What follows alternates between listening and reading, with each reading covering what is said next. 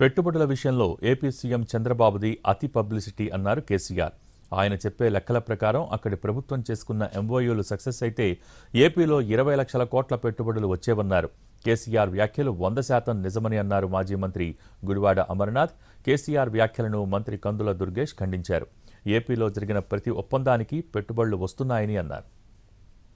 చెప్పిన లెక్కల బిజినెస్ వచ్చేది ఉంటే, ఎంఓయూలు సక్సెస్ అయ్యేది ఉంటే ఆంధ్రప్రదేశ్లో ఈ పాటికి 20 లక్షల కోట్లు వచ్చి ఉండాలి. ఆయన ఫస్ట్ టైం అలా సీఎం ఉన్నప్పుడు ఆ ఊళ్ళో పెట్టే కదా, వైజాగ్లో, అమరావతిలో కదా, వైజాగ్లో పెట్టిండు.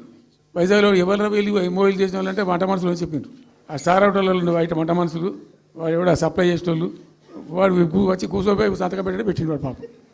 వాస్తవం చెప్పారు కదా కేసీఆర్ గారు. నాకు తెలిసి ఆయన ఎప్పుడు అబద్ధాలు చెప్పింది నేను ఎప్పుడు చూడలే. అందుకనే అంత పెద్ద నాయకుడు అయ్యాడు ఆయన. సో డెఫినెట్గా కేసీఆర్ గారు చెప్పారంటే ఓ రకంగా అది అందులోని వాస్తవం లేకుండా ఆయన మాట్లాడరు, వాస్తవాలే మాట్లాడినట్టుగా కనబడింది. నా కొడుకు నేను బాగుంటే చాలు, నా కుటుంబం బాగుంటే చాలు అనుకున్నటువంటి వ్యక్తులు ఈ రాష్ట్రాన్ని పరిపాలించడం అనేటువంటిది కరెక్ట్ కాదు. సో ఏదేమైనప్పటికీ ప్రజలు అవకాశం ఇచ్చారు.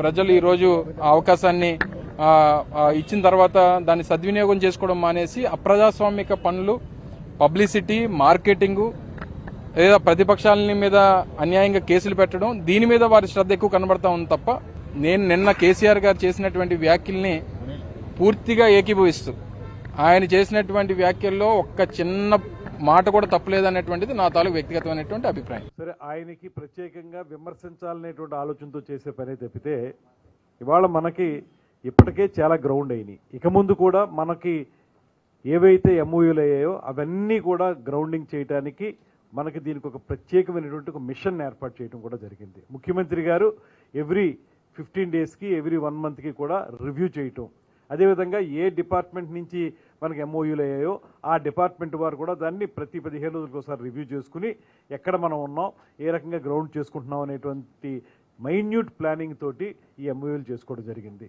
ఊరికే పేరుకి ఎంఓయూలు చెప్పేసి తర్వాత వాటిని రోడ్డు ఎక్కించినటువంటి పరిస్థితి మరి కేసీఆర్ గారు అధికారం ఉన్నప్పుడు జరిగిందేమో, అది వారికి విజ్ఞతగా వదిలేస్తున్నాం. కానీ మనం మాత్రం తూచా తప్పకుండా ప్రతి ఒక్క ఎంఓయూ కూడా గ్రౌండ్ అవడానికి వీలుగానే ఒక స్పష్టమైనటువంటి ప్రణాళికతో వెళుతున్నాం, దాన్ని అమలు చేసి చూపిస్తాం.